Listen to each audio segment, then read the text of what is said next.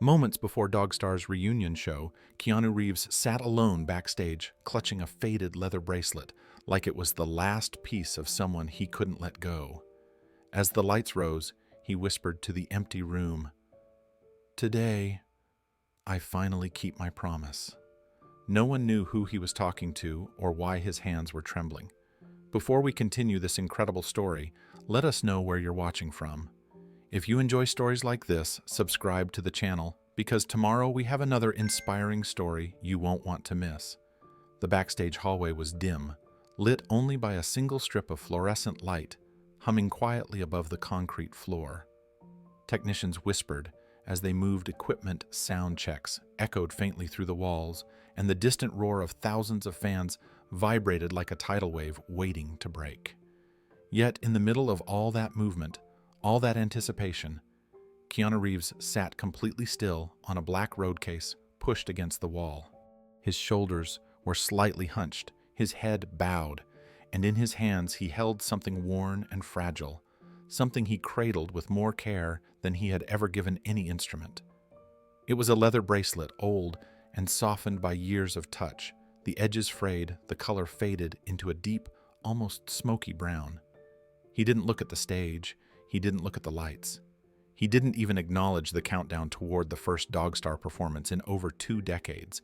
All his focus, all his energy was centered on the small strip of leather lying across his palms. He brushed his thumb along it slowly in a motion that felt more like reverence than nostalgia. It looked as if he were touching a relic, something sacred, something that didn't belong to this noisy electric moment, but to another life entirely. A camera operator walked past him, stopped and stepped back. He tried not to stare, but couldn't hide his curiosity. Everyone expected Keanu to be calm, quiet, centered. But tonight, there was something heavier in his posture. Something that didn't match the excitement vibrating through the building. Something only a few would feel and fewer would understand. Keanu continued smoothing the bracelet with his thumb. His eyes were unfocused, drifting somewhere deep in memory. The backstage chatter faded around him, swallowed by a silence only he could hear. A moment later, his lips parted, as if he were finally ready to speak to someone who wasn't there. His voice rose barely above a breath, soft enough that even he might not have heard it under different circumstances. "Today, I finally keep my promise." The words left him slowly, as if each syllable carried years of weight. And once they were spoken, he closed his eyes for a second, letting the air settle around him. A stagehand paused mid-step, unsure if the whisper had been meant for someone in the room or someone long gone. But Keanu didn't look up, didn't explain. His world, for that fleeting moment, was narrowed to the bracelet lying across his palms. The house lights in the arena began to pulse as the warm-up playlist faded. Rumbles of excitement rolled through the floor, spilling into the backstage corridors like an oncoming tide. It was almost time. Bandmates were gathering near the stairs to the stage, checking earpieces, stretching their fingers, hyping each other quietly. But Keanu remained still. He took one final breath and lifted the bracelet to eye level, staring at it with a tenderness that didn't belong to the chaos around him. Then he stood slowly and walked toward his base, propped up against an amplifier. His fingers tightened around the bracelet just a little before he gently placed it across the body of the instrument right where his eyes could meet it between notes. A young crew member watched him do it, puzzled. The gesture felt intentional, ceremonial, like the beginning of something deeply personal. He wanted to ask, but never found the courage. Keanu reached for the bass next, gripping the neck with a steady, emotional certainty that didn't match his quiet expression. The crowd roared louder, unaware that they were moments away from witnessing more than a reunion concert. They were about to see a promise kept, a promise no one else knew existed. The floor beneath Keanu's boots trembled with the pulse of the crowd waiting on the other side of the curtain. Every chant, every clap, every shout echoed off the metal beams overhead, vibrating through the backstage corridors like a heartbeat.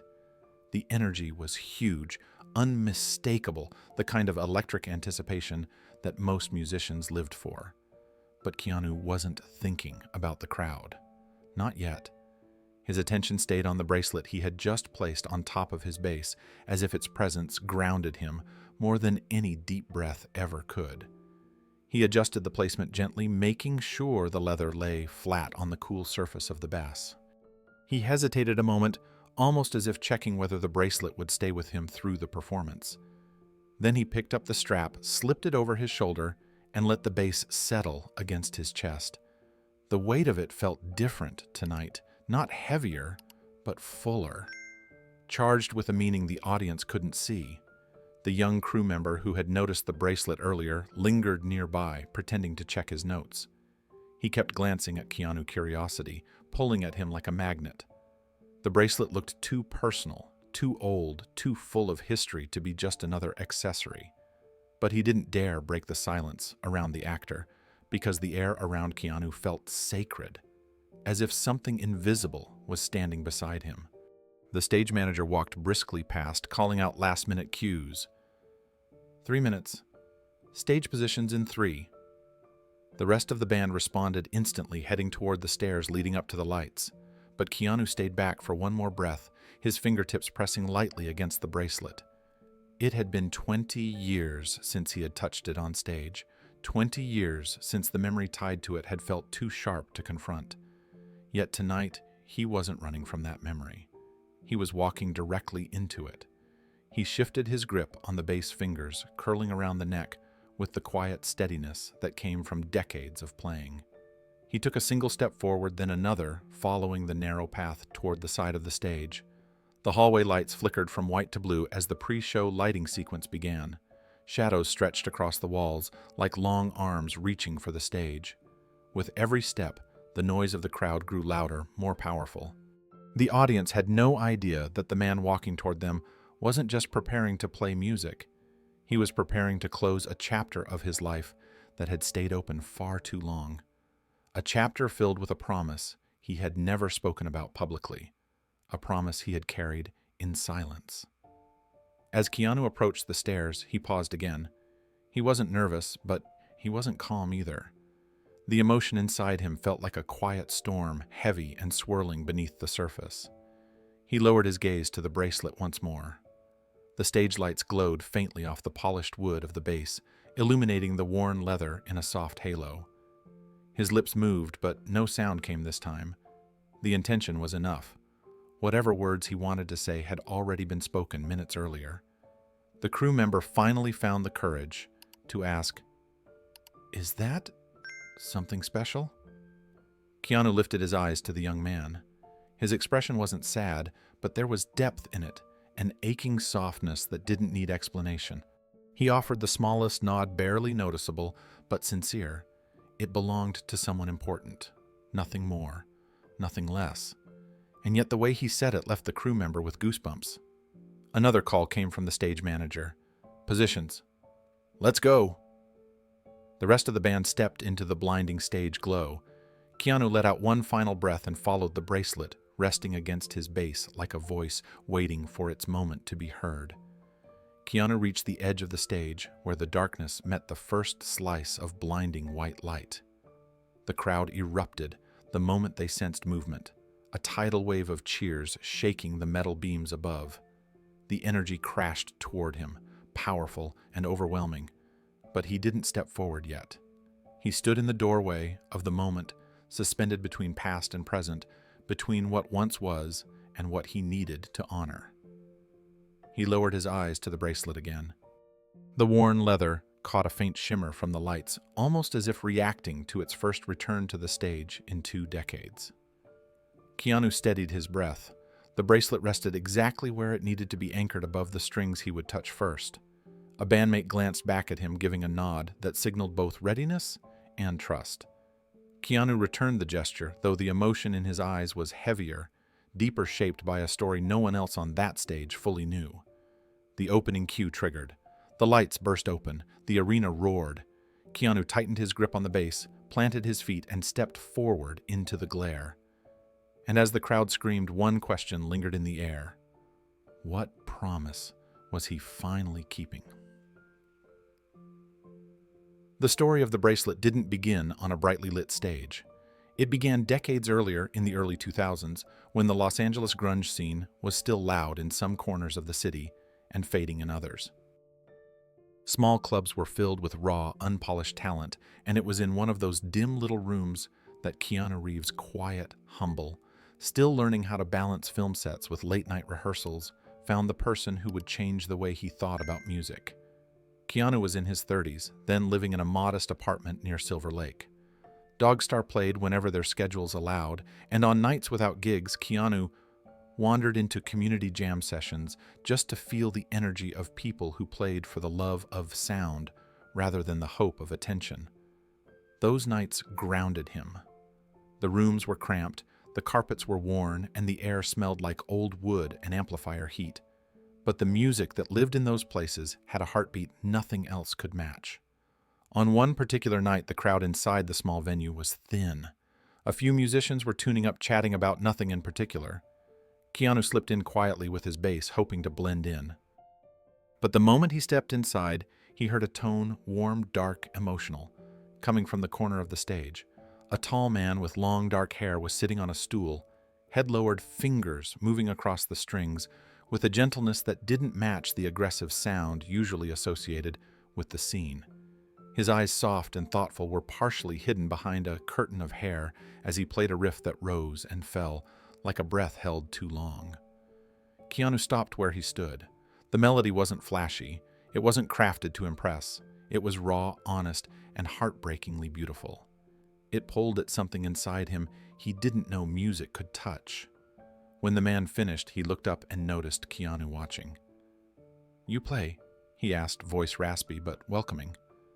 "Trying to," Keanu replied with a small smile. The man chuckled and held out a hand. "Evan. Evan Miller." Keanu shook his hand, feeling the strength in Evan's grip despite the thinness of his wrists. There was a faint stiffness in Evan's movements, something Keanu didn't understand yet, but the musician played like someone whose heart lived inside his instrument. They joined the jam that night, trading riffs, building small improvisations, and discovering an effortless musical chemistry. Evan's style was unlike anyone else's. His touch was controlled but emotional, shaped by years of playing in rooms that never gave him the recognition he deserved. When they finished a long improvisation together, Evan looked at Keanu with a half smile. "You've got feel," Evan said. "A lot of people can play loud. Not everyone can play honest." It was one of the best compliments Keanu had ever received. They packed up their instruments after the session, walking out into the cool night air. Evan moved slowly, adjusting the strap over his shoulder with a carefulness that caught Keanu's attention. His breathing was slightly labored, his posture tense. "You okay?" Keanu asked. Evan brushed it off with a shrug.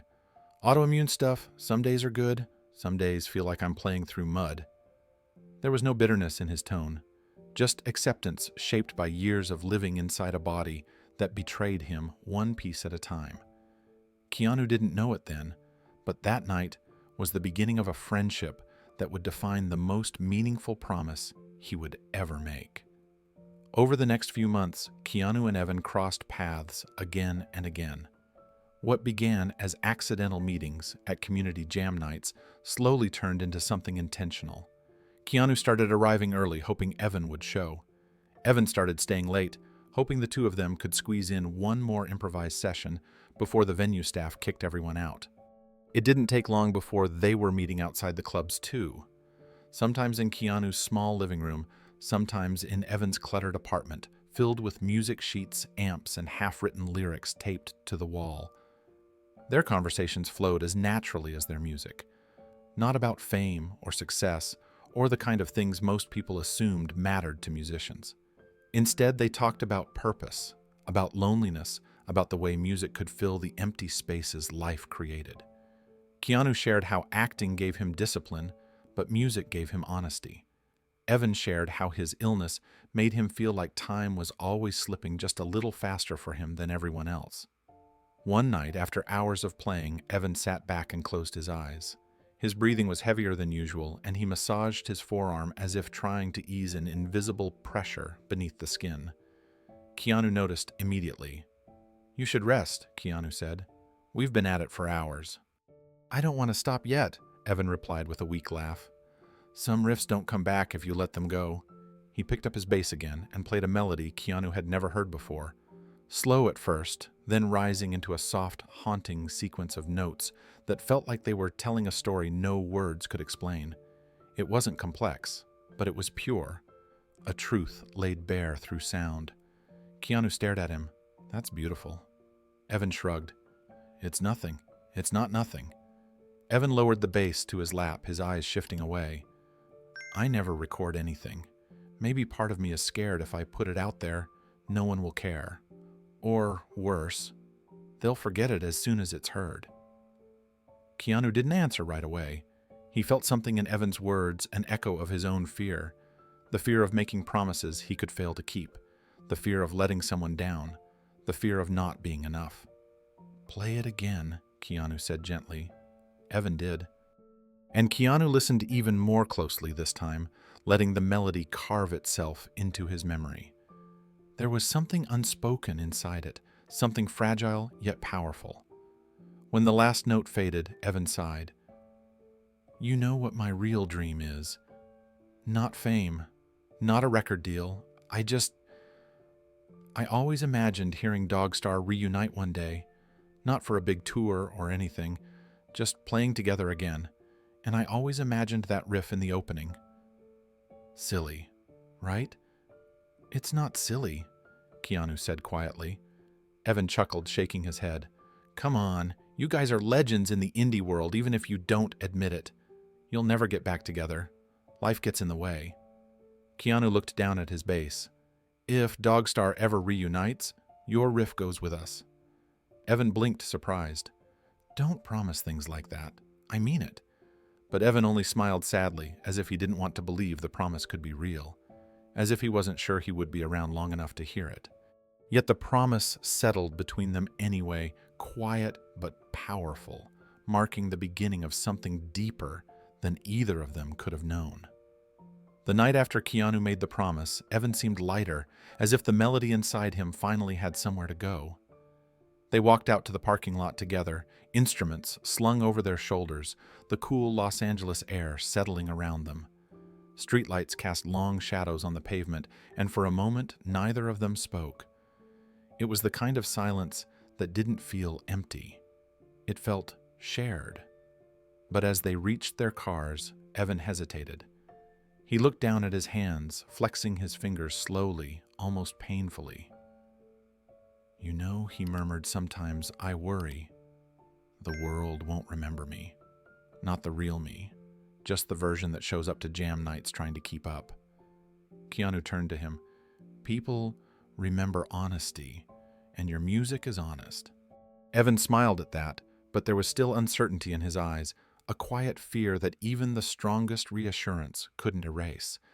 Keanu felt it too, an uneasiness about making a promise tied to something as unpredictable as life timing and fate. Still, as they parted ways that night, both of them carried something new. Evan carried hope, and Keanu carried responsibility. As the months passed, Keanu and Evan's friendship deepened into something neither of them had expected, but both of them needed. Keanu was moving through some of the most demanding years of his career. He bounced between long filming schedules, endless interviews, stunt rehearsals, and sleepless nights in hotel rooms where quiet felt louder than noise. Whenever the pressure grew too heavy, he found himself drifting back toward the same small apartment where Evan lived, or the dim clubs where they first played together. Evan became an anchor, a grounding presence, who never treated Keanu like an actor, never asked about premieres, and never cared about fame.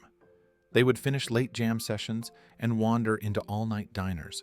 Sometimes they ordered burgers, sometimes they just nursed cups of coffee until the sun began to tint the streets pale blue. Conversations between them came easily. They talked about the meaning of success, about the weight of expectations, and about how music seemed to understand pain better than words ever could. Evan spoke about his illness with an honesty that was rare. He never tried to dramatize it, never tried to hide it. Instead, he lived in the truth of it, accepting the good days and the bad days with a quiet resilience Keanu admired deeply. But as the seasons shifted, Evan's health began to change. The fatigue came more often. His hands trembled sometimes when he played. Small tremors at first, barely noticeable, then more frequent, making certain chord changes harder to reach. Keanu could see the frustration flicker behind Evan's calm exterior. Music had always been his language, and losing control of the instrument felt like losing control of his voice. Still, Evan never stopped showing up. He came to Dogstar gigs when his body allowed, leaning on the wall at the back of the venue, cheering louder than anyone else. Even when his energy was low, he pushed himself to be there. Keanu always spotted him in the crowd. The sight pulled him through performances when exhaustion threatened to drag him down. One night after a small show in a cramped bar, Evan waited for Keanu outside near the back alley. The air was cool and smelled faintly of rain. Evan looked more tired than usual, dark circles under his eyes, breath shallow, shoulders slack. But he was smiling in that gentle way he always did. "I've got something for you," he said. Keanu raised an eyebrow. "You didn't have to bring anything. It's not much, but it matters." Evan reached into his jacket pocket and pulled out a small object wrapped in a bit of cloth. He placed it in Keanu's hand. Inside was the leather bracelet, worn soft-shaped by years of use. The edges were frayed and the stitching had loosened in one place, but the bracelet felt warm, almost alive with memory. "It was mine for a long time," Evan said. "A reminder that even if you stop playing, music never stops loving you.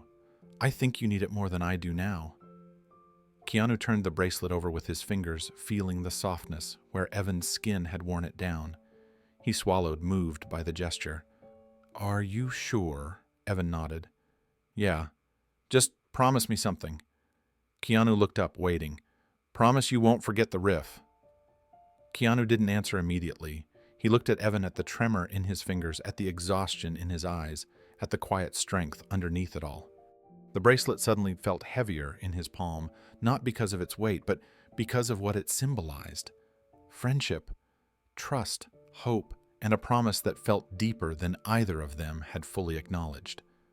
"I won't forget it," Keanu said at last. "I won't forget any of this." Evan smiled, but there was something fragile behind it, a flicker of fear he tried to hide.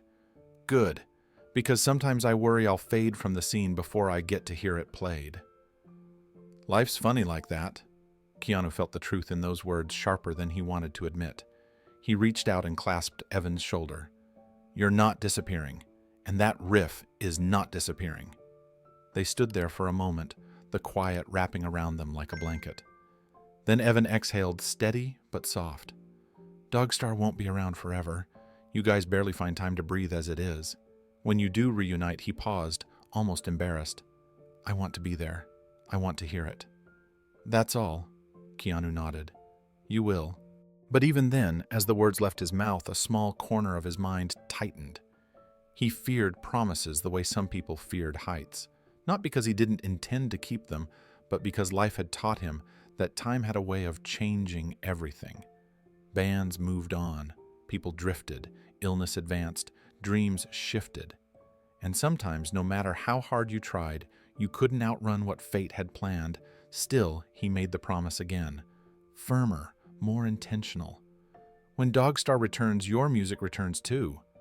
Evan looked away quickly, blinking. "Sounds like we've got a deal." Over the next year, their bond strengthened in ways neither of them fully saw coming. Evan's apartment became a second home for Keanu, a safe place where he could take off the weight of fame and simply be someone who loved music. They shared countless nights, with bass guitars balanced on their knees, playing until Evan's hands grew tired, or until sunrise painted the sky in faint pink. They talked about life, about fear, about the strange way mortality made everything feel sharper and more meaningful. But beneath the laughter and the songs, Evan's illness slowly tightened its grip. The tremors grew more persistent. The fatigue turned into days where he could barely stand without leaning on a wall. His hospital visits became more frequent. The doctors tried new medications, new therapies, but the progress was slow and unpredictable. Keanu noticed every change. He noticed the way Evan sometimes paused before picking up his bass as if preparing himself mentally for the frustration that might follow. He noticed how Evan's smile grew more quiet, more introspective, as if he were trying to find peace in the spaces between the pain. And yet, Evan never stopped showing up. Whenever Keanu performed, no matter how small the venue or how exhausted he was, Evan found a way to stand in the back of the room and cheer. He never sought credit, never pushed himself forward. He was simply there, offering support with the same quiet loyalty he always had. Keanu carried the bracelet every time he played tucked into his pocket, the leather warming beneath the stage lights. He didn't wear it yet. It didn't feel like it belonged to him, not until he felt ready to honor what it meant. But one night, without warning, everything changed. Everything shifted. During a late jam session at Evan's place, the air warm with familiarity and the comfort of routine, Evan's fingers faltered mid-riff. The tremor that had been a mild annoyance suddenly shook through his whole arm. He tried to continue. He tried to smile through it. Then his body gave out. Evan's bass slipped from his hands and thudded against the carpet as his knees buckled. His breath hitched in short, panicked bursts, and his eyes fluttered with disorientation. Keanu reacted instantly, catching him before he hit the floor, lowering him gently onto his side while calling his name. Evan tried to speak, but the words dissolved into a trembling gasp. His entire body shook, fingers curled tightly against his palms, as though he were fighting something inside he could no longer control. Keanu grabbed his phone with shaking hands and dialed for help, whispering reassurances even as fear tightened his chest. The minutes stretched unbearably long until the paramedics arrived, lifting Evan carefully onto a stretcher.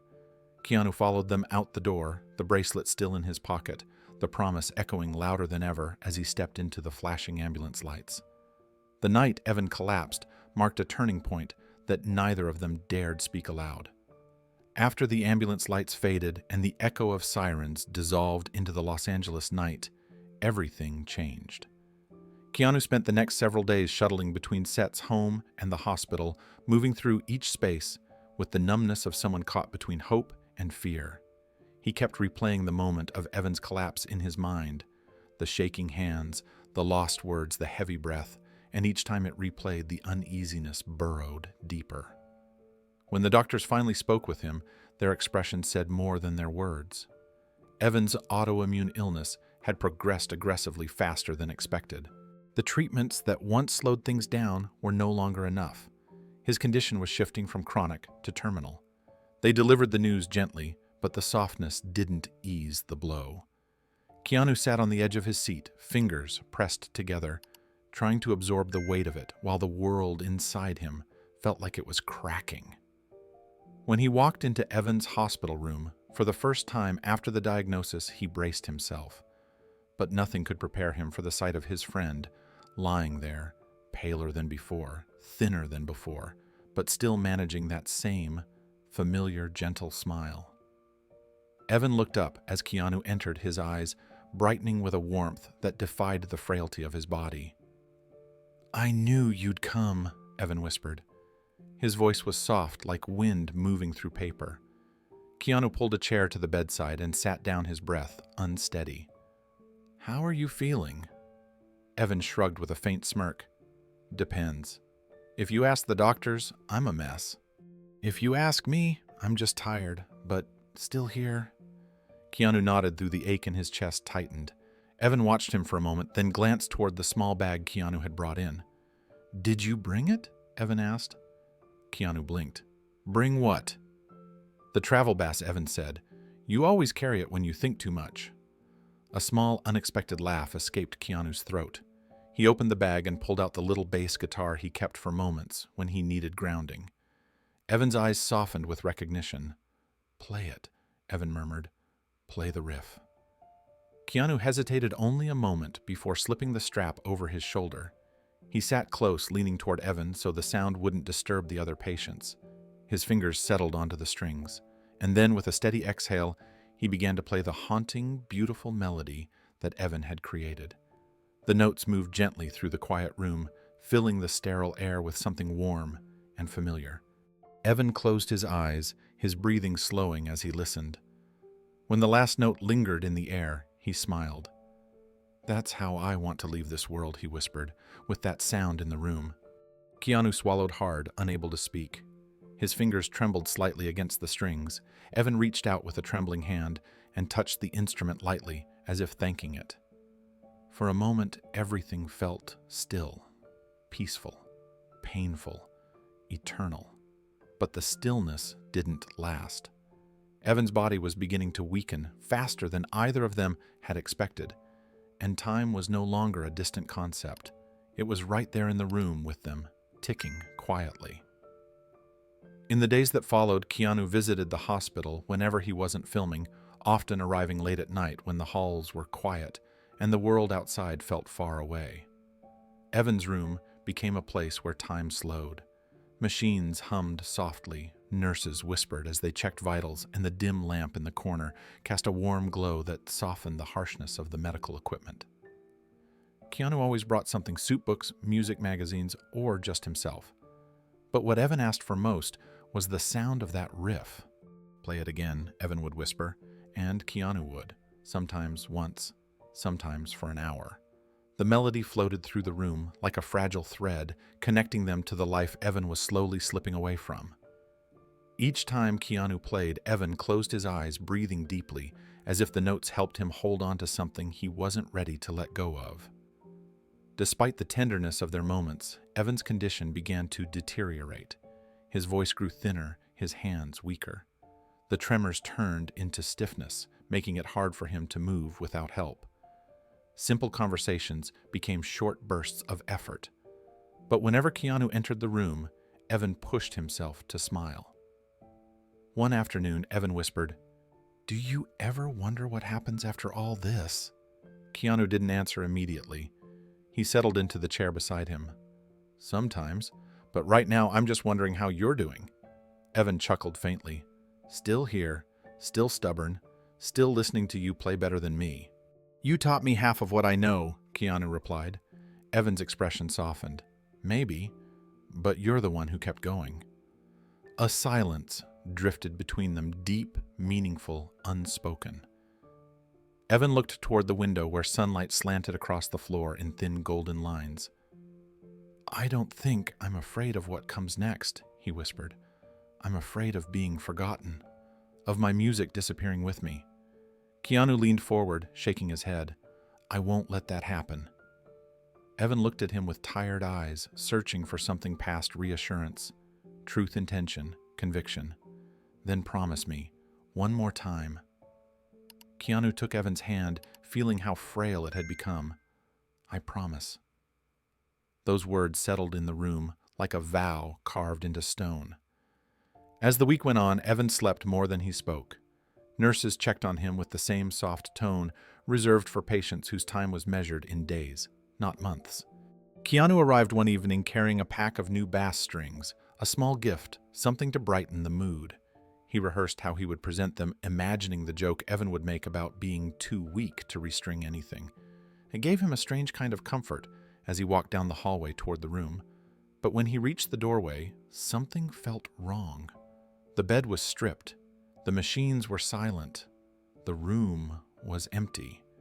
Keanu froze. For a moment, the world around him blurred. A nurse approached, quietly recognizing him.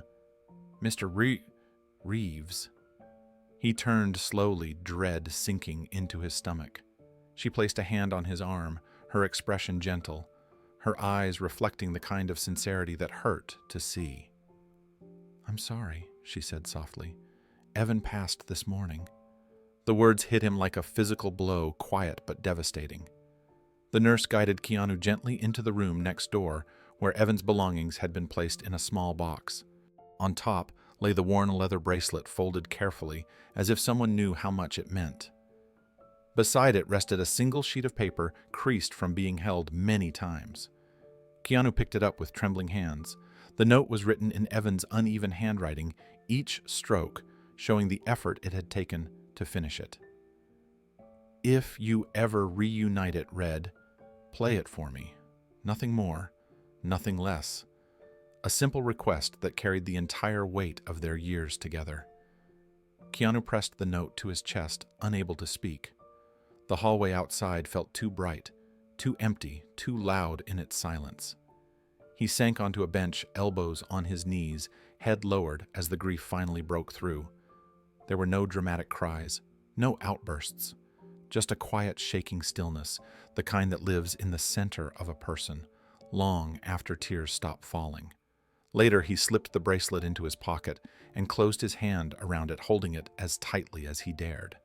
For the next 20 years, he kept it hidden, but he never let it go.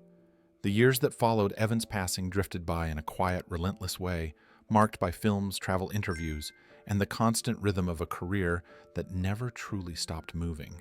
Yet for Keanu, there was always something missing beneath the surface, a silent weight he carried that no audience director or co-star could see.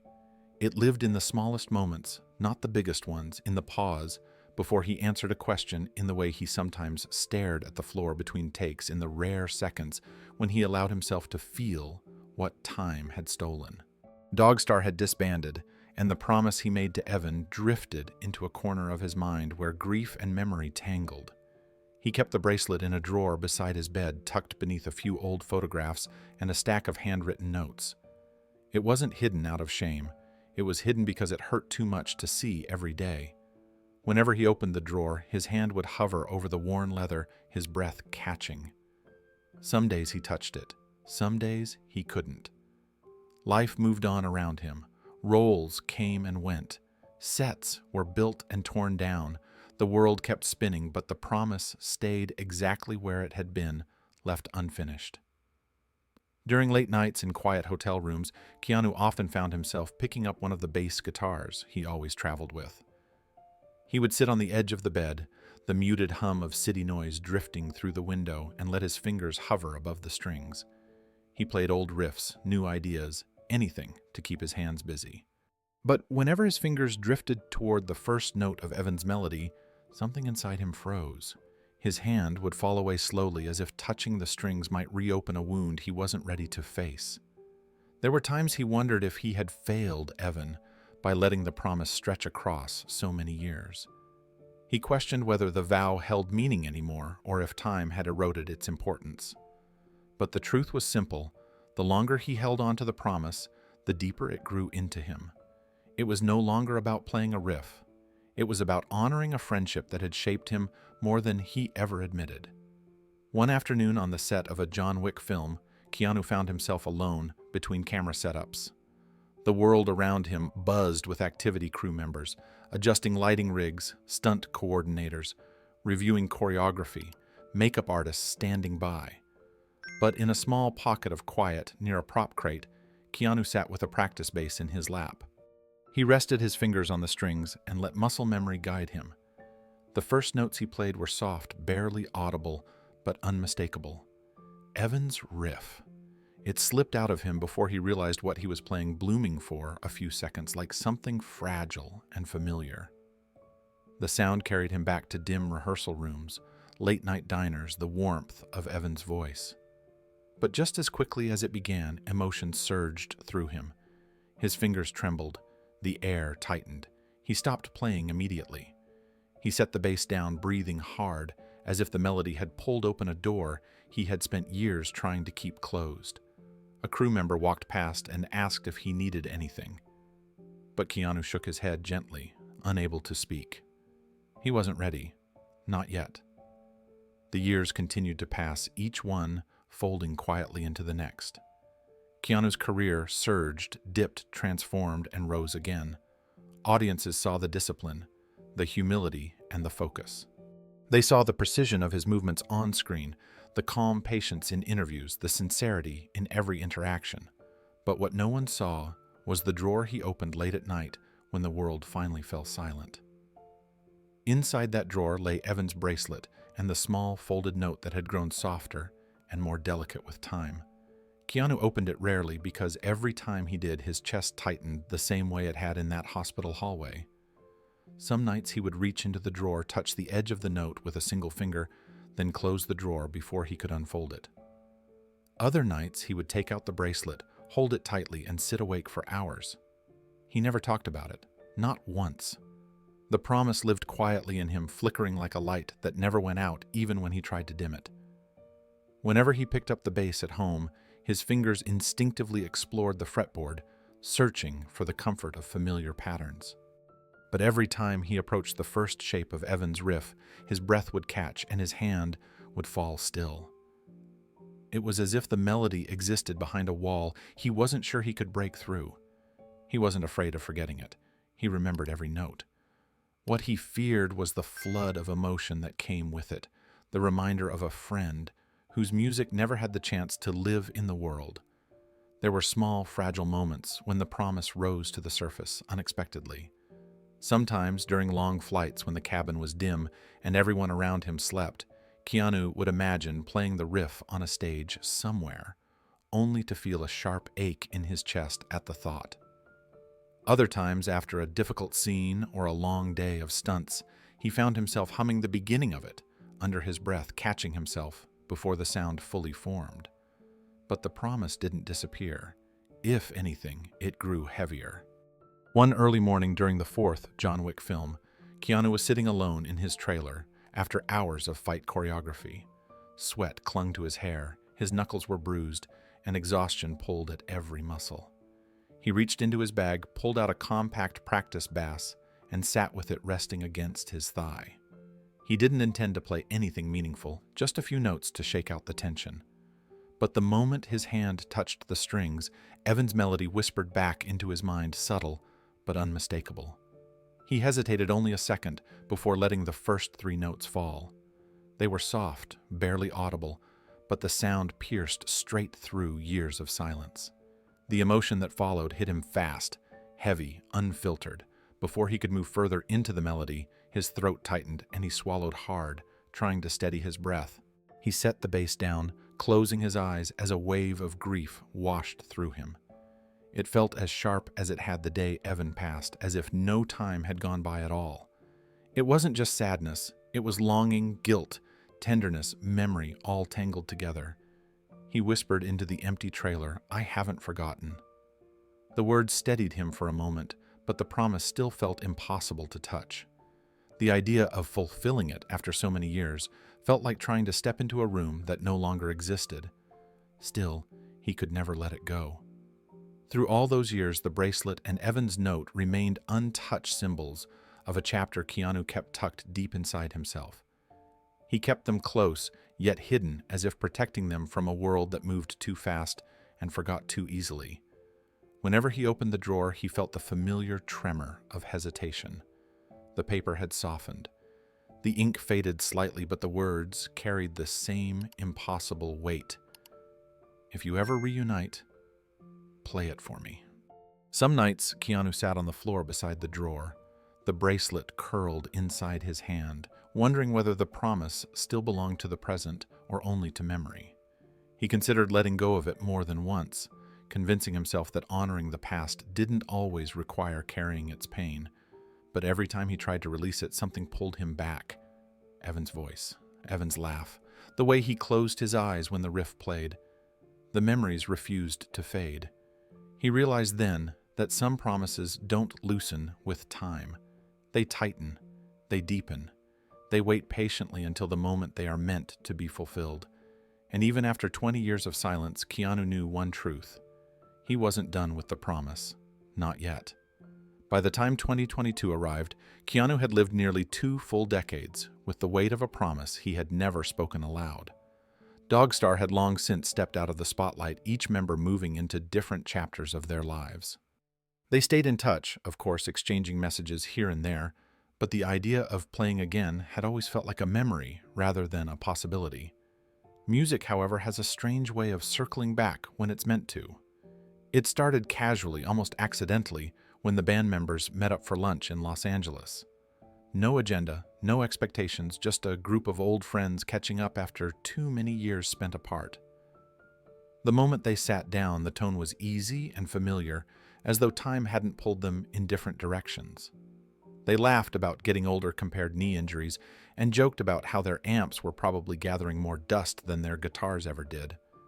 At one point, one of the guys nudged Keanu's shoulder and said, "Remember when we thought staying up until 4 a.m. to write one riff was normal. Another chimed in, "Yeah, now I'm asleep by 10. If I stay up later than that, I start hearing phantom snare drums." They laughed, the kind of laughter that came from shared years, shared rooms, shared noise. Beneath the jokes, though, was something deeper, something quietly calling. As the conversation shifted, someone said, "You know, I miss it." The table fell quiet for a moment, the words hanging there like a forgotten chord waiting to be resolved. Another nodded slowly. "Yeah, I do too." Then came the question, simple, innocent, yet powerful enough to shake something loose inside Keanu. What if we played again? Nothing big, just for fun. Keanu didn't answer right away. His smile remained polite, but inside something tightened. His thoughts moved to a drawer in his home. A bracelet, a folded note, a promise that had stayed frozen in time, waiting for a chance to breathe again. The conversation around him continued easily. Plans were tossed around jam sessions, small rehearsals, maybe even a show. The bandmates teased each other about being rusty. They spoke with excitement, not pressure. But Keanu's silence said more than his words ever could. He excused himself gently for a moment and stepped outside into the open air.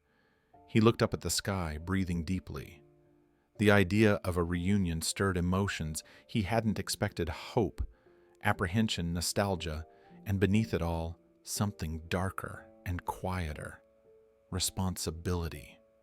A voice inside him whispered the question he had tried to avoid for years.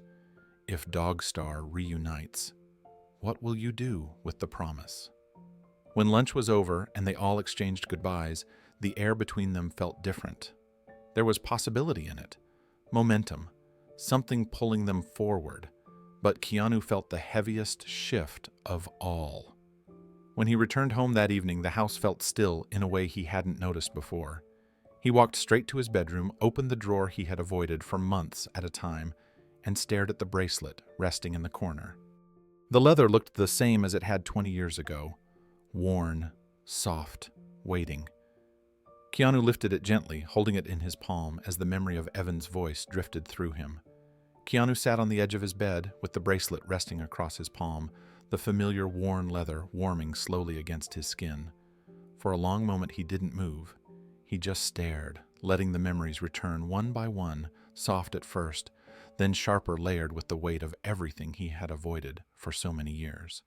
He remembered Evan's laughter during late-night sessions, the tremor in his hands, the sound of the riff slipping through the dim hospital room, the final whispered words, "Play it for me." Keanu closed his eyes and inhaled slowly. For nearly 2 decades, he had carried this promise like a sealed envelope he wasn't ready to open. But the possibility of a reunion, however small, however casual, had cracked something inside him. The idea was no longer just a thought. It was a door opening. He slipped the bracelet onto his wrist. It felt almost strange there, as though time hadn't prepared him for how natural it would feel after so long. He walked through the quiet house, each step pulling him deeper into a moment he had avoided. In the living room, a single lamp cast a warm glow across the shelves and framed photographs. Keanu moved toward the stand where one of his bass guitars rested. It wasn't the one he used on tour. It was the personal one, the one he played during nights when the world felt heavy and he needed something to ground him. He picked it up slowly, holding it with the care of someone handling something fragile. The wood was smooth beneath his fingers. The strings lightly hummed at his touch. He sat on the floor, legs crossed the instrument, settling into the familiar position against his body. For a moment, he simply breathed. Then, without allowing himself to hesitate, Keanu placed his fingers on the fretboard exactly where Evan had once shown him the first shape of the riff. His hands were steady until the moment he pressed down on the strings. A faint tremble ran through his fingertips. He plucked the first note softly. The sound was warm, gentle, carrying a quiet ache that filled the dark room. It lingered in the air like a memory reaching out from the past. Keanu felt something inside him shift, a mixture of grief and recognition of loss and purpose. He played the second note, then the third. The melody formed slowly, note by note, as though waking from a long sleep.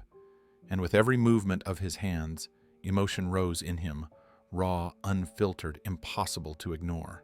His breath shook, but he kept going, letting the sound weave through the stillness of the room.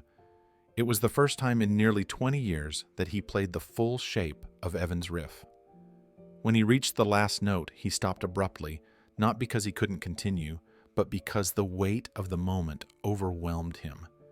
His eyes burned, and he lowered his head, fingers still resting on the strings. For a long time he didn't move. Then, in a whisper, barely above a breath, the words escaped him. "Evan, it's time." The decision settled into him like a completed chord. There was no dramatic moment, no sudden revelation, just quiet certainty. The reunion wasn't just an opportunity. It was the only way to honor what he had carried for 20 years. The promise had waited long enough. The next morning, Keanu woke with a steadiness he hadn't felt in years. The decision he made the night before hadn't faded with sleep. If anything, it had grown clearer. The bracelet still circled his wrist, the worn leather resting against his skin like a pulse from the past, guiding him toward something long overdue. As he moved through the quiet house, every step felt intentional, grounded by a purpose he could finally name. He sat once more with the bass in his lap, letting his fingers find the familiar shape of Evan's riff. This time he didn't hesitate. He played it gently, almost reverently, and when the last note faded, he whispered a single promise to the empty room. "We'll play it on stage." Later that week, when the band gathered again to talk about rehearsing, Keanu didn't hang back or deflect. He met their excitement with a quiet resolve they hadn't seen before. When they joked about being rusty and relearning their own songs, Keanu simply smiled, the bracelet hidden beneath his sleeve. He wasn't returning just for nostalgia. He was returning because a promise had waited 20 years for this moment. And he was finally ready to fulfill it. Rehearsals for the Dogstar reunion began in a quiet studio tucked behind a row of old warehouses, the sort of place where music felt raw and unpolished in the best possible way. The walls were covered in posters from past decades. Amps lined the corners, and the faint smell of dust and warm cables filled the air. For the bandmates, stepping back into this room was like stepping into an old photograph. For Keanu, it felt like stepping into a promise he had carried too long. He arrived early on the first day, earlier than everyone else, the bracelet resting against his wrist beneath his sleeve. He touched it once before stepping inside, grounding himself in its familiar texture. The moment he crossed the threshold, memories of Evan's old jam spaces flooded him. Dim rooms, mismatched furniture, the sound of a riff echoing from a corner. He set his bass down gently, inhaling deeply, as if preparing for something far greater than a reunion rehearsal. As the others trickled in, their energy was light and joking. They teased each other about forgotten chords, aging backs, and the possibility of needing glasses to read their old lyric sheets. Keanu laughed with them, but there was a softness in his eyes they didn't recognize. They sensed it, but didn't push, trusting that whatever he carried would reveal itself in time. The first run-through of old songs came easily. Muscle memory took over, and soon the room was alive with the sound of a band rediscovering itself. But near the end of the session, when the energy had settled into a comfortable rhythm, Keanu cleared his throat softly. "I want to try something," he said. The room quieted. He adjusted the strap of his bass, positioned his fingers, and played the first few notes of the reworked riff he had shaped in the quiet of his living room. It wasn't identical to Evan's original melody. It was expanded, layered, transformed into something that carried the soul of the old riff, but breathed inside a modern Dogstar sound. It had a melancholic rise, a wistful fall, and an emotional weight that filled the room instantly. The other members listened, their expressions shifting from curiosity to stillness. When he finished, the silence hung for a moment before one of them nodded slowly. "That's beautiful," he said. Another leaned back against an amp. "Feels meaningful, like it's connected to something." Keanu's jaw tightened slightly, though his voice remained even. "It's an idea for an opening, a way to start the first song." They exchanged glances, sensing depth they didn't want to intrude on. No one asked where the riff came from or why his tone carried so much gravity. They simply accepted it, trusting that the music meant something personal to him. "Let's build around it," one of them said. "Let's make it ours." Keanu nodded gratefully. They began weaving the riff into the opening track, adjusting pacing, layering harmonies, experimenting with transitions. Hours passed in a blur of sound and collaboration. But even as the music took shape, one truth settled quietly between the notes. This wasn't just an intro, it was a farewell. This was no longer a gig, not for Keanu. It was the beginning of a goodbye 20 years overdue. By the second week of rehearsals, the new opening riff had become the emotional center of every session. It anchored the room in a way none of them expected. Even on days when they arrived tired or distracted, the moment Keanu played those first notes, the atmosphere shifted.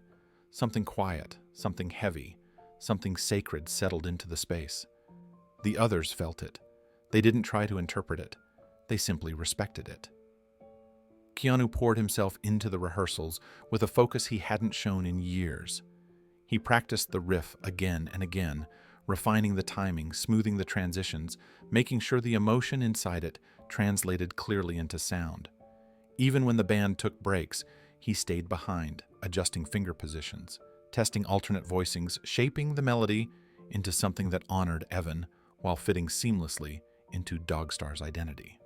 It was a delicate balance, preserving the heart of the riff while allowing it to evolve into something the audience could embrace. Late at night, after everyone left, Keanu remained in the studio alone. The lights dimmed automatically, leaving only a soft glow across the floor. The hum of the amplifiers, the faint ringing of strings left unmuted, and the whisper of the bracelet sliding against his wrist created a private soundtrack to his work. He played Evan's melody again this time, letting the raw version pour out without disguise. The pureness of the original notes hit him with the same intensity they had in the hospital room. It was grief. It was love. It was memory. His hands sometimes shook, not from nerves, but from the emotion pulsing through the music. There were moments when he had to stop and place his bass gently on the stand, grounding himself with slow breaths before picking it up again. He wasn't just practicing. He was carrying out a promise with every stroke of his fingertips. As rehearsals progressed, the crew and sound engineers began noticing the bracelet he wore. Some recognized it from old photos of Keanu taken decades earlier. Others simply observed the way he touched it whenever the new riff began, almost like a ritual. But out of respect, no one asked about it. They sensed instinctively that the bracelet was tied to something painful and deeply personal. One afternoon during a break, one of his bandmates approached him quietly. "You've changed," he said, not unkindly. "You're playing like you're carrying someone with you." Keanu didn't answer right away. He looked down at the bracelet, then at his bass. "In a way, I am." His bandmate nodded without pushing for more. "Then let's make sure this set does right by whoever it is." That acknowledgement settled something in Keanu's chest. He wasn't ready to share the story, but he no longer felt alone carrying it. As the weeks moved on, the opening riff began to shape the entire set list. Keanu insisted they begin the reunion concert with the song that best matched the emotional weight of the tribute. It wasn't the flashiest or the fan favorite.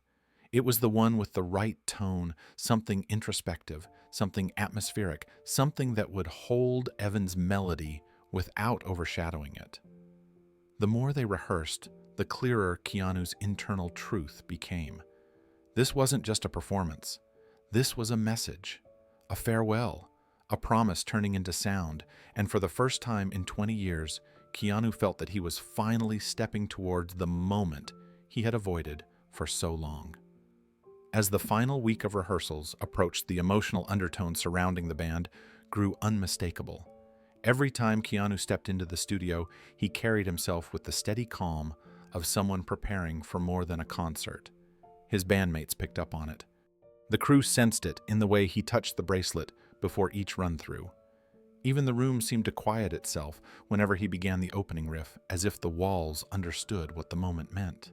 One night, after an especially long rehearsal, the others packed up their gear and headed out, leaving Keanu alone in the dim studio. He stood in the center of the room, bass strapped across his chest, the bracelet warm against his skin. The silence around him felt deep, almost reverent. He closed his eyes and played the full intro again, letting it echo through the empty space. When the final note faded, he whispered into the stillness, "This is for you, Evan." The words didn't tremble. They didn't falter. They were steady, grounded, certain. He knew then fully and finally that the reunion wasn't about returning to music. It was about returning to a promise. And the night of that promise was drawing close. The night of the Dogstar reunion in 2023 arrived with a charged energy that seemed to vibrate through the entire venue. Fans lined the sidewalks outside hours before the doors even opened. Some wearing faded shirts from the band's earliest tours, others holding signs welcoming them back after 2 decades of silence. The air buzzed with excitement, voices blending into one continuous wave of anticipation. Inside, the hum of activity was even louder. Technicians rolled equipment across the floor, lighting crews adjusted rigs overhead, and camera operators checked angles as the arena lights washed the stage in a warm glow. Backstage, the atmosphere was a different kind of intense. While the crowd radiated eager joy behind the curtains, lay a quiet undercurrent of nerves, nostalgia, and something heavier, something only Keanu felt fully. He arrived early, slipping into the backstage area with his bass case slung over his shoulder. He nodded to crew members as he passed, offering small smiles, but his focus drifted elsewhere, pulled toward the weight resting inside his pocket. He found a small corner near a stack of road cases, away from the commotion, and sat down. Slowly, with deliberate care, he opened the bass case and lifted the instrument into his lap. Before tuning it, he reached into his pocket and pulled out the bracelet. He placed it gently on top of the bass, the worn leather catching the light in a soft, familiar glow. His thumb traced the frayed stitching, the smoothness that years of touch had carved into the surface. The noise outside seemed to fade. For a moment, there was only him and the bracelet and the memory it carried. He leaned forward, resting the edge of the bass against his knee, and whispered softly, "I didn't forget." The words were barely audible, but they carried the weight of 20 years. His voice didn't waver. It wasn't a confession. It wasn't an apology. It was a statement of truth. A young camera operator walking past paused mid-step. He hadn't meant to overhear anything, but the sincerity in Keanu's tone caught him off guard. He glanced toward the bracelet, then at Keanu, confused and curious. Who was he talking to? Why did those words sound like they belonged to someone who wasn't in the room? Before he could say anything, Keanu offered him a small nod, calm and composed. It was enough to signal that the moment wasn't meant to be intruded on. The operator nodded back and moved on the question, lingering in his mind. With slow, steady motions, Keanu began tuning his bass. Each adjustment felt like a meditation, bringing him back into the center of himself. The bracelet stayed on top of the instrument, never leaving his line of sight. It grounded him. It reminded him. As showtime drew closer, the rest of the band gathered backstage, exchanging nervous laughter and light banter. Someone joked about hoping they remembered the chords to their own songs. Another teased about needing stretches before going on stage at their age. Keanu chuckled along with them, his smile warm, but his eyes carried a seriousness that softened the moment. Finally, one of his bandmates called out, "Huddle up." They formed a small circle, shoulders touching the familiar pre-show ritual easing nerves. The energy felt different this time, not heavier, more intentional. Keanu looked around at his old friends, took a breath, and spoke, for the first time with the quiet authority of someone whose heart was anchored somewhere deeper. "Let's play with intention tonight." The others didn't ask what he meant. They didn't need to. They felt the shift inside him, sensed the purpose woven into his tone. They nodded one by one. And somewhere in the distance, the crowd roared again, unaware they were moments away from witnessing more than a comeback. The minutes before the show slipped by faster than anyone expected. The muffled roar of the audience swelled again and again, rising like waves hitting the shore. Every chant of the band's name vibrated through the metal beams above the backstage corridor. The excitement was infectious, but beneath it all, Keanu felt something quieter, something steadier, an undercurrent of purpose that had nothing to do with fame or nostalgia. He tightened the strap of his bass and glanced down at the bracelet once more, the worn leather glowing softly under the overhead bulbs. A stagehand leaned in to give the band their final cue. 5 minutes, house lights dropping. The announcement triggered a shift in the room. Crew members moved quickly, adjusting cables and mics. Security lined up along the path to the stage entrance. The tension grew thick, but Keanu's focus stayed on the quiet promise he was carrying. As they moved toward the stage, the young camera operator from earlier found himself near Keanu again. He watched the way Keanu's hand hovered over the bracelet, almost like a silent conversation. The operator didn't understand the meaning behind it, but he felt the heaviness, the reverence. It wasn't nerves, it wasn't fear, it was something deeper, something personal. The band lined up at the edge of the curtain. The walls shook with the crowd's anticipation. Someone in the front rows screamed loud enough for everyone backstage to hear. Keanu closed his eyes for a brief moment, letting the sound wash over him. Then he breathed out slowly, grounding himself in the memory of Evan's face, Evan's voice, Evan's final words. A stage manager lifted a hand. "Stand by." The arena lights dimmed. A thunderous cheer erupted. Shadows stretched across the stage as fog machines hissed to life. The opening cue flashed on a monitor beside them. One by one, the band members stepped into position. Keanu stepped last. He placed the bracelet gently on top of his bass, just as he had done in every rehearsal. But tonight, the gesture carried a different weight. It wasn't preparation, it was permission. Permission for the past to speak, permission for the promise to breathe. The lights dropped completely. The crowd screamed. The stage glowed with the first rising beams of white, and Keanu walked forward, ready to begin the moment he had waited 20 years to face. The moment the stage lights surged upward, the entire arena exploded into sound. A wall of cheers, screams, and applause hit the band like a physical wave. The glow washed across the stage in sweeping beams of white and blue, illuminating thousands of faces filled with anticipation. It was the kind of energy most musicians dream of, the kind that electrifies the air and makes the floor tremble beneath their feet. But for Keanu, the moment was quieter inside. The brightness didn't blind him. The roar didn't drown him. Instead, all the noise faded into a single, steady pulse that matched the beat of his heart. This wasn't the night he returned to the stage. This was the night he returned to a promise. He stepped forward slowly, one breath at a time. The bracelet on his bass glowed faintly under the lights, its worn leather warmed by the stage's heat. Keanu reached out and adjusted it gently, just enough so he could see it clearly whenever he looked down. The weight of it didn't burden him now. It steadied him, grounding him, in a moment he had rehearsed for only in silence, only in memory. The crowd was still screaming when he closed his eyes for a second. He inhaled deeply, feeling every part of the moment settle into place. Then he opened his eyes again, and the world sharpened. This was it. He lifted his left hand to the fretboard, his fingers finding the exact position Evan had once guided him toward. His right hand hovered over the strings. There was no hesitation, no fear, only purpose.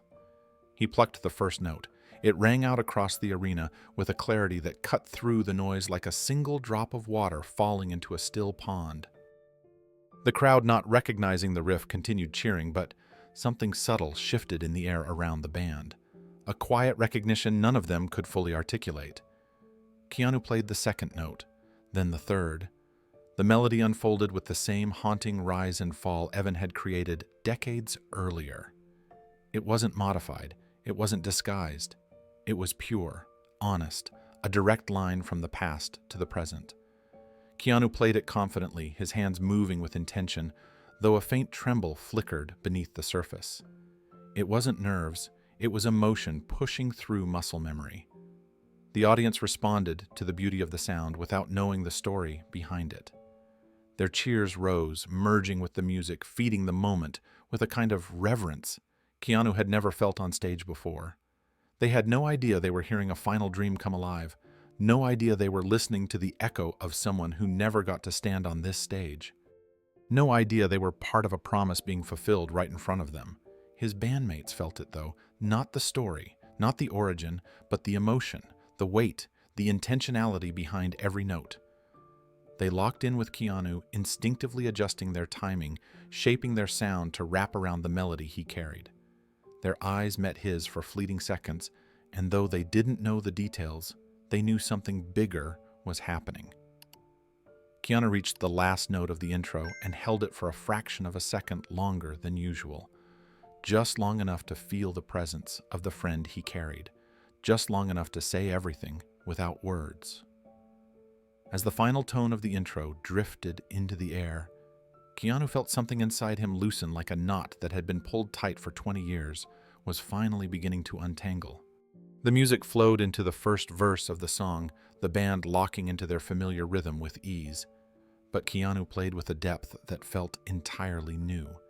Each note carried memory, each chord carried intention, and each time his eyes drifted downward, the bracelet reminded him why he was standing there. The audience felt the shift, even if they couldn't explain it. Some lowered their phones and simply listened. Others swayed gently, sensing the emotional undertone the band hadn't carried before. The energy in the room changed from excitement to something more heartfelt, more connected, as if the crowd could feel the echo of someone they didn't know, but somehow understood through the music. A few rows back, a camera from the crew zoomed in close, catching the subtle tremble in Keanu's right hand as he played. It wasn't a mistake. The notes never faltered, but the emotion behind them ran so deep that his body couldn't completely contain it. Halfway through the opening segment, a single tear slipped down Keanu's cheek.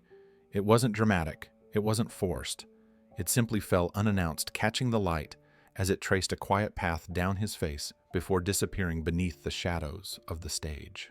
He didn't wipe it away. He kept playing. The band followed his lead, softening their tone just enough to let the bass breathe. They didn't speak about it, didn't exchange glances, but they all felt the weight of the moment. It was as if the music had become a message they were helping him deliver, even if they didn't know what that message was or who it was meant for. Then, in a brief pocket of quiet before the drums kicked back in, Keanu leaned slightly toward the microphone. He didn't intend to speak loudly. He didn't intend for anyone to hear. But the crew audio equipment was sensitive, always on, always recording even the smallest sounds. In a voice barely above a whisper, Keanu said, "What I promised you, I'm doing today." The words were soft, almost fragile, carried by the closest overhead mic and captured by the camera operator who had overheard him backstage earlier. No one in the audience noticed the whisper. No one reacted. It blended seamlessly into the music, swallowed by the swell of the crowd. But for Keanu, the whisper was everything. It was closure. It was gratitude. It was the moment he fulfilled what he once feared he never could. And as the band charged into the next section of the song, the music rose with a force that shook the arena. But Keanu played with a calm, steady presence, one shaped by love, memory, and a promise, kept at last. Backstage after the show, the atmosphere shifted from electrifying tension to a warm, relieved glow. The band members laughed breathlessly, still buzzing from the energy of the crowd. Road crew rushed back and forth, congratulating each other, trading stories about small victories and near misses during the performance. The entire backstage area felt like it was pulsing with joy. But Keanu stepped away from the noise for a moment, letting his breath settle. He leaned his back against a wall, the bracelet still resting across his base. His hands were slightly shaky, not from nerves, but from the weight of what he had just done. A 20-year promise had finally found its voice. The emotional charge of it hadn't faded with the stage lights. It lingered deep and steady like something sacred. The young camera operator, who had overheard him earlier, walked by still carrying his equipment. He hesitated, caught between wanting to congratulate Keanu and wanting to respect the quiet around him. "Great show," he said softly. Keanu offered a gentle smile. "Thank you." Then the operator moved on, returning to the small tech room where the crew reviewed footage before sending it off for storage. He plugged in his camera, expecting the usual run of stage shots and crowd reactions. But as he skimmed through the first minutes of the concert, something unexpected caught his ear, a faint whisper picked up by his secondary mic. He replayed the audio. "What I promised you, I'm doing today." The operator froze. He replayed it again, isolating the sound. The whisper was unmistakably Keanu's. Soft, emotional, intentional, and layered over it, visible in the footage, was a close-up of Keanu placing an old leather bracelet on his bass before playing a riff the operator didn't recognize. His curiosity grew instantly. He clipped a short segment from the footage, the whisper and the moment Keanu touched the bracelet, and uploaded it privately to his device. Then, without adding anything more, he posted a simple, mysterious caption online. Keanu Reeves whispered something before the first note. What was it? At first, the clip seemed like just another behind-the-scenes moment from a reunion concert, but something about the footage struck viewers differently. Maybe it was the tremble in Keanu's breath. Maybe it was the way his eyes softened when he looked at the bracelet. Maybe it was the intimacy of a whisper that clearly wasn't meant for the spotlight. Whatever it was, the clip began to spread. A few hundred views turned into a few thousand within an hour. People commented their guesses, some joking, some curious, some genuinely moved by the quiet sincerity in Keanu's expression. Music fans compared the riff to old Dogstar recordings and realized it was new, different, emotional. Then someone zoomed in on the bracelet. This looks old, like really old. Anyone know if Keanu used to wear this? Another user responded with an archived photo from the early 2000s showing Keanu at a jam night, the same bracelet on his wrist. The internet took off running. Once the old photo surfaced, the clip transformed from a curious backstage moment into something far more intriguing. Internet detectives, working with the precision and speed only the online world can produce, began stitching together a timeline. They compared the bracelet in the concert footage with the bracelet in older images. Same stitching, same wear, same faint discoloration on one edge. It wasn't an accessory chosen for the show. It was an artifact from another chapter of Keanu's life. Within hours, theories began circulating. Some said it was a memento from a friend. Others speculated it was tied to a lost love. A few suggested it was a good luck charm he kept through the years, but the whisper, soft, emotional, undeniably heartfelt, made everyone feel there was something deeper happening. What I promised you, I'm doing today. People replayed that line endlessly. They slowed it down, enhanced the audio, and synced it with the exact frame of Keanu placing the bracelet on his bass. Even without context, the sincerity in his voice created a wave of emotion across social platforms. Music enthusiasts focused on the riff. They isolated the bass line from fan-recorded videos, comparing it to every Dogstar performance from the 90s and early 2000s. What they discovered surprised them. The riff wasn't part of any known Dogstar track. It wasn't from a soundtrack. It wasn't something Keanu had been seen playing publicly before. It was new, but it didn't feel new. It felt personal. Comments flooded in.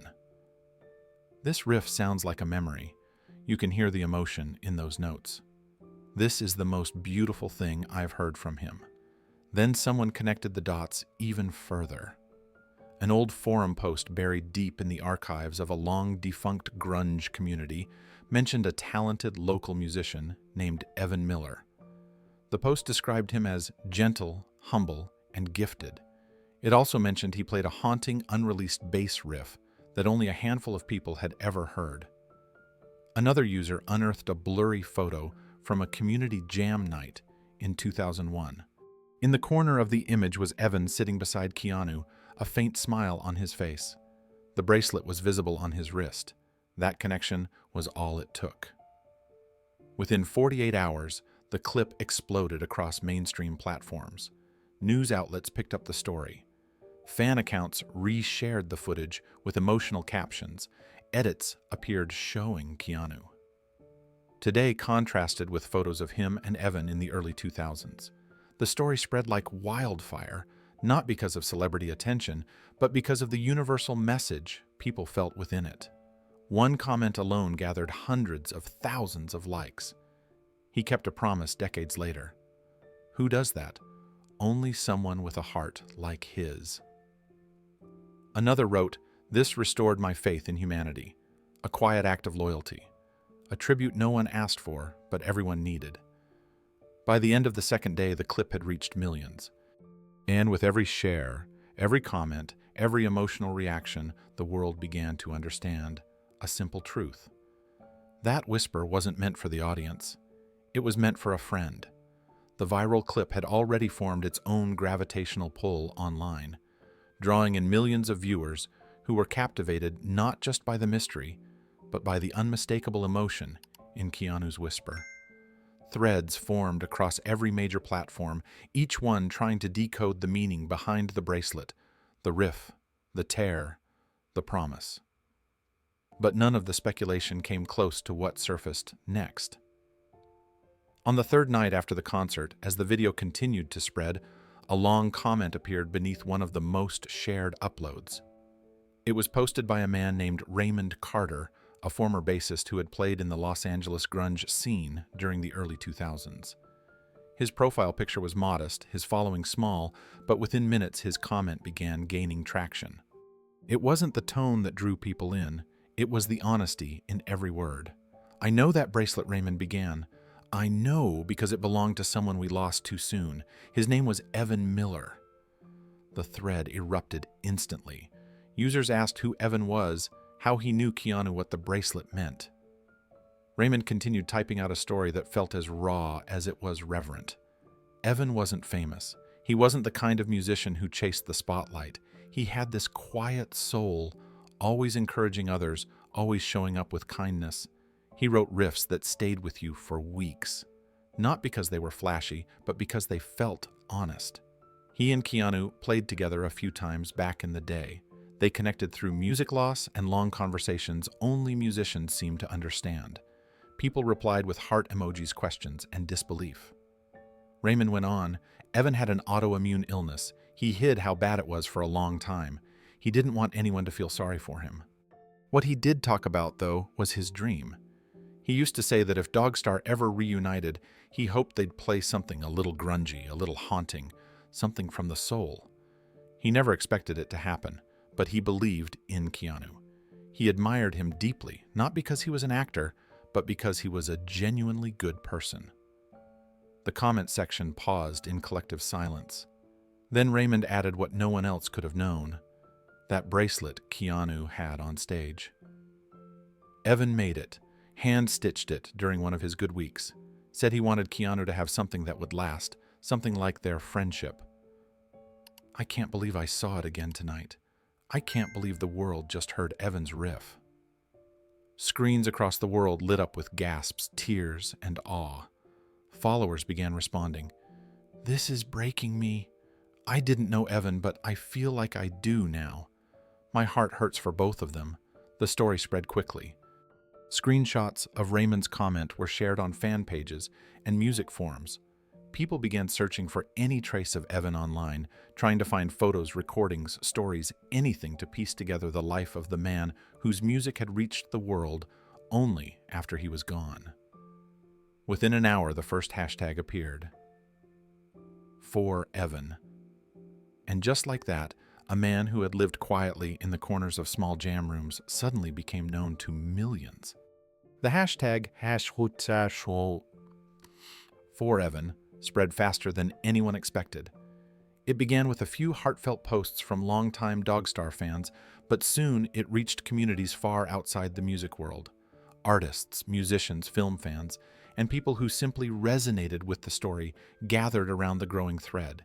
Each person added their voice, their reflections, their emotions. It wasn't just a viral moment anymore, it was a tribute. Music fans began digging through old archives and obscure forum posts trying to find any trace of Evan's playing. Some uncovered memories from others who had met him briefly at open mic nights or local jam sessions. They described him the same way: humble, soft-spoken, supportive of every musician who stepped onto a stage, no matter their skill level. People wrote about the way he listened, really listened, when someone played a new song. How he always encouraged others to keep going. How he never once acted like the world owed him anything. The comments poured in. This man sounded like pure light. Why didn't we know about him sooner? He deserved the world hearing his music. Artists began sketching him. One digital artist created a portrait of Evan and Keanu sitting with their bass guitars, their heads bent together in quiet concentration. Another turned the bracelet into a symbol, an emblem of loyalty, music, and friendship, and shared it for free so anyone could use it in their own posts. Musicians picked up their instruments and tried to recreate the riff from the viral clip. They slowed it down, analyzed the notes, and recorded covers in bedrooms, garages, and home studios. Each video ended with the same caption. For Evan, more posts followed. He may not have reached the world while he was alive, but he's reaching it now. Some people leave their mark quietly. Evan did. Keanu didn't just play a song, he carried a soul onto that stage. Fans who never knew Evan began writing about the way his story touched them. They spoke about forgotten dreams, lost friends, promises delayed, and the bittersweet beauty of being remembered long after you're gone. Many said they cried watching the clip, not because they understood the whole story, but because they could feel the love behind it. One post gained enormous traction. Millions of us never met Evan, but because of one man's loyalty and kindness, we all know his name today. This is how real legacies are born. Another echoed the sentiment: he may have lived quietly, but he is being remembered loudly. As the days passed, the hashtag kept growing. Fans started sharing their own stories of friends who had past dreams left unfinished, and the people who made their lives brighter without ever being recognized for it. Evan became a symbolic figure representing every unseen musician, every quiet artist, every lost friend whose influence lived on through the hearts they touched. And somewhere in that tidal wave of compassion, one truth stood out clearly. Evan Miller was no longer forgotten. He had become immortal not through fame, but through love. In the days following the viral explosion of the concert clip, Keanu found himself surrounded by an unexpected quiet. Not silence in the literal sense. There were calls, messages, interview requests, and endless notifications. But inside, something felt calmer. The weight he had carried for 20 years had been lifted in a way he hadn't anticipated. What he did on stage had been meant for one person, one promise, one memory. But the world had been moved by it too, and now everyone wanted to understand why. It didn't take long for reporters to approach him. Cameras followed him at airports outside studios, and during press events he had already committed to. Most questions were predictable about the reunion. The band's future plans, the crowd's reaction. But inevitably, someone always asked, "What's the story behind the bracelet?" Each time the question surfaced, Keanu felt a familiar shift in his chest. The bracelet remained around his wrist, a constant reminder of the man whose music had finally reached the world. He didn't answer at first, offering a gentle smile that hinted at something private. Journalists assumed he would keep it that way. Keanu rarely discussed personal matters publicly, and no one expected this to be different.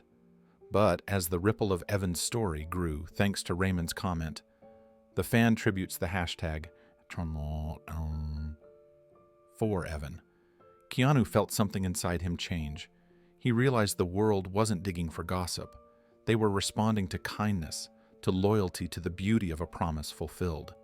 They were mourning someone they had never met, honoring someone who had lived quietly, and celebrating a melody that had finally found its audience.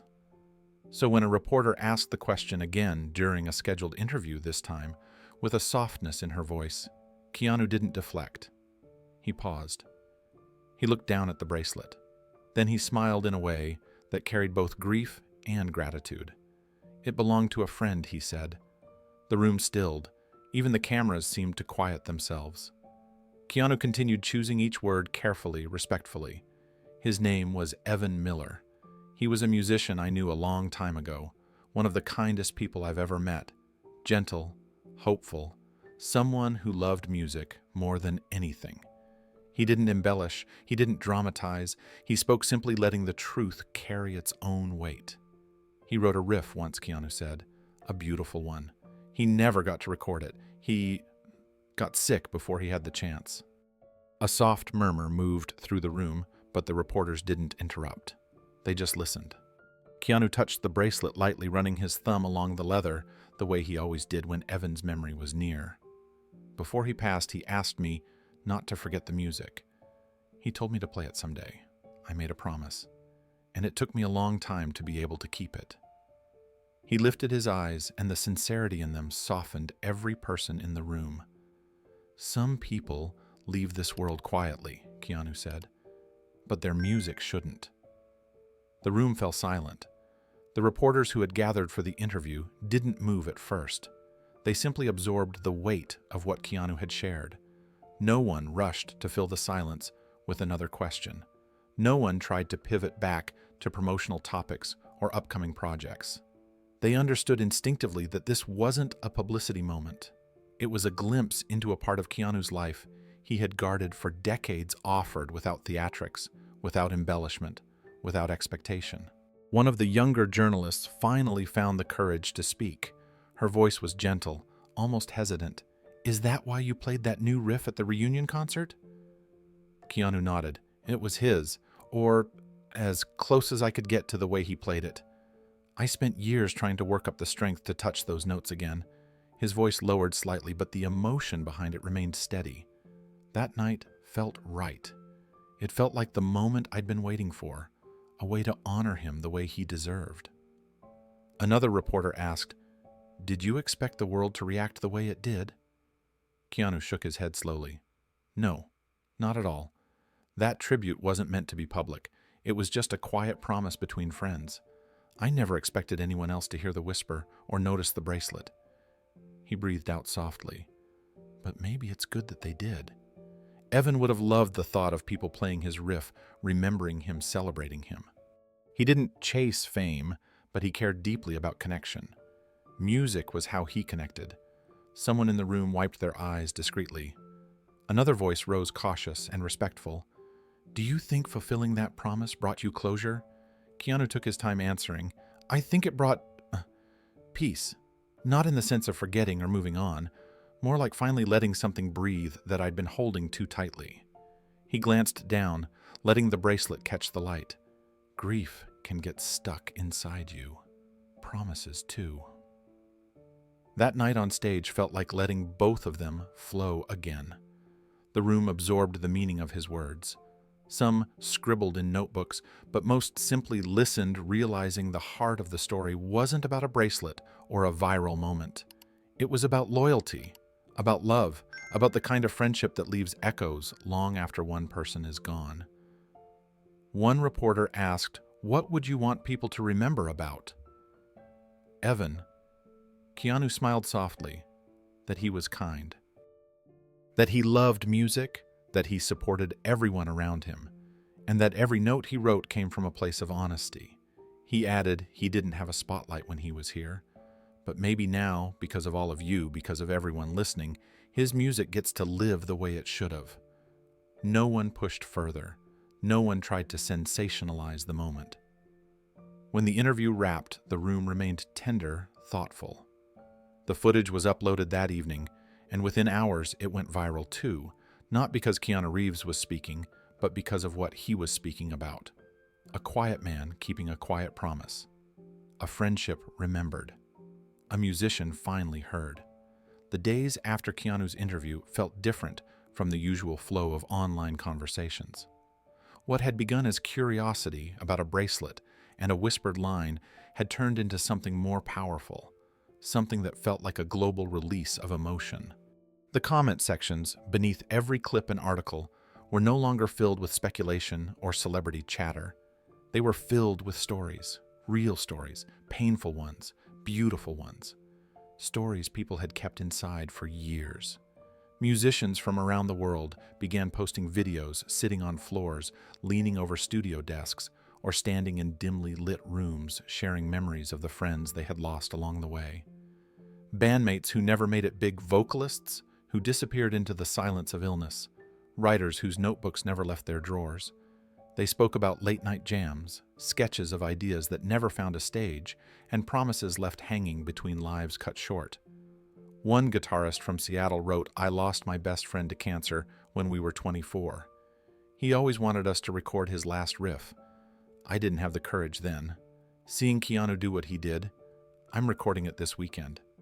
A pianist in Tokyo posted a video of herself playing a melody her brother wrote before he passed. "I've been scared to touch this song for 10 years, she said softly. Tonight, I felt ready. A singer from Argentina recorded a voice memo singing lyrics written by her childhood friend. He used to say his dream was to be heard by someone, anyone. I hope this reaches whoever needs it. The ripple effect grew wider with every hour. Fans who had never touched an instrument added their voices too. They wrote about friends they had grown up with, siblings they had lost, parents whose voices still lived in old recordings. They spoke about promises they kept or wished they had. Some wrote about finally reaching out to people they hadn't spoken to in years. Others shared the ways their loved ones' dreams lived on through small acts of remembrance.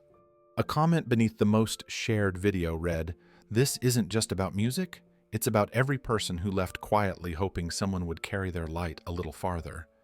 Another wrote, "Evan reminds me of my brother. Thank you, Keanu, for making us feel less alone." As the movement grew, something unexpected happened. Evan's distant relatives' cousins, who had lost touch with him long before he passed, saw the story circulating online. They recognized his name.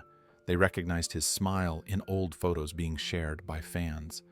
And slowly, with a mixture of awe and disbelief, they realized that the world was finally seeing the person they had loved from afar. One cousin reached out to Keanu's team with a simple message. "We think you honored him exactly the way he deserved." The message grew into a conversation. The conversation grew into something deeper. And soon, Evan's family asked if they could send Keanu something they had held on to for years, something they believed belonged with him now. They mailed him a small, worn box. The box arrived at Keanu's home on a quiet morning, delivered without fanfare. There was no ornate wrapping, no elaborate message, just a small handwritten note on top that read, "These belonged to him. We think he'd want you to have them." The handwriting was shaky, but warm, the kind that carried years of distance and tenderness all at once. Keanu held the box for a long moment before opening it, sensing immediately that whatever was inside carried a weight he wasn't fully prepared for. When he finally lifted the lid, he found several sheets of paper folded neatly together. The edges were yellowed with time, and the ink was faint in places, as though Evan had written them on nights when he didn't have the strength to press the pen harder. Keanu unfolded the first page carefully, the paper soft and fragile between his fingers. He expected chords or fragments of unfinished riffs. Instead, he found lyrics. They were simple, raw, and achingly sincere. Lines about searching for meaning, lines about friendship, lines about music being the only place he ever felt truly alive. And woven through the verses was a recurring theme: hope. Hope that his melodies would someday find a home, even if he never lived to see it happen. Keanu swallowed hard, his eyes tracing each word slowly. He moved to the next page, then the next. Some lyrics were crossed out, others were rewritten several times. At the bottom of the final page, Evan had scribbled something small. "Maybe one day these will matter to someone." The sentence hit Keanu like a breath he had forgotten to release. He sat down on the edge of his couch, the pages trembling slightly in his hands. The bracelet was still wrapped around his wrist, warm from his skin, and for a moment the entire room felt suspended in stillness. All the noise of the world, the interviews, the hashtags, the comments, the shared tributes fell away. There was only the quiet hum of the past, finding its place in the present. Keanu placed the sheets of lyrics next to the bracelet on his table. The two objects side by side felt like puzzle pieces finally reunited after decades apart. He rested his hand gently on them, letting the emotion wash through him without resistance. Tears blurred his vision, but he didn't wipe them away. He let them fall freely, each one carrying years of unspoken grief, gratitude, and love. As he sat there, a realization surfaced, soft, powerful, undeniable. The promise had never been just for Evan. It had been for every musician who never got their moment, for every artist whose light dimmed too soon, for every friend lost before their dreams found a stage, for every unseen soul who wondered if their voice mattered. Keanu understood now that by honoring Evan, he had honored them all. The world's reaction wasn't simply about a riff or a bracelet. It was about the universal longing to be remembered, to have one's art live on, to know that even quiet lives can leave echoes that stretch far beyond the boundaries of time. And in that moment, Keanu whispered into the stillness, "It mattered, Evan. It all mattered." A few days after receiving Evan's unfinished lyrics, Keanu felt a quiet pull toward a place he hadn't visited in years. Not a studio, not a venue, not a rehearsal space. It was something simpler, older, and far more personal, the apartment building where Evan once lived. The building had been remodeled over the years, transformed from a worn, aging complex into a modern row of refurbished units with clean paint, new windows, and polished metal railings. But beneath the renovations, the bones were the same. The sidewalk cracked in the same places. The alleyway still caught the sunlight at a slant during late afternoons. The echo of memories lingered like faint outlines on a familiar page. Keanu parked quietly a block away, choosing to walk the rest of the distance. He carried a small travel bass slung over his shoulder, the case worn and scratched from years of use.